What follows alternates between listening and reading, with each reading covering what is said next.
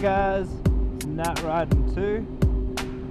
So for today, I'm going to be talking about some new New South Wales legislation that's come into effect.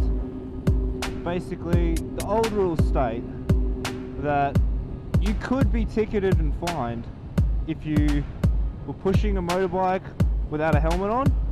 So it's just like anywhere, just pushing the motorbike, you had to be wearing a helmet. You weren't allowed to stand up on the foot pegs at all for any reason, and you weren't allowed to take one or more of your feet off the foot pegs at any time. Now, these obviously make no sense, but amazingly, someone's come along and changed the legislation.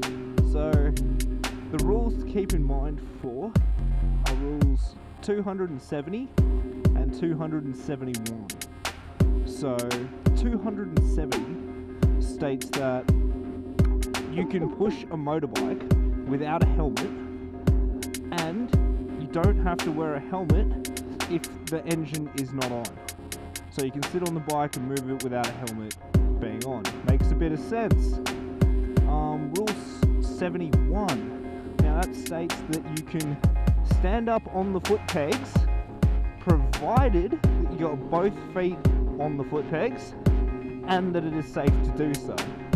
And the second part to that one is that you can take one foot off the foot pegs at a time. So you've got to have one foot on one peg, but your other one, you can take it off, you can stretch, you can do that. It's now completely legal. I don't know if you saw that. Anyway, that's completely legal. So you won't get a ticket for that anymore.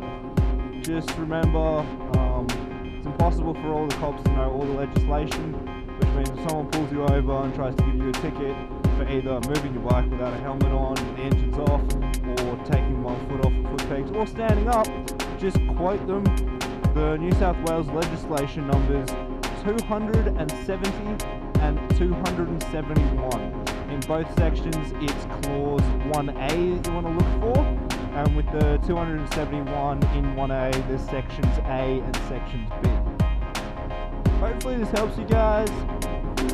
I found it quite interesting. I was just reading an article by Matthew Shields. There's an article on bikesonline.com.au.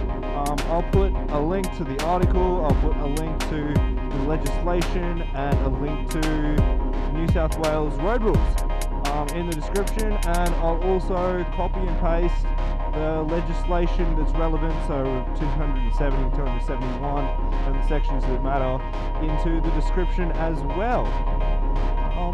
Yeah, that's about it for today, and happy riding.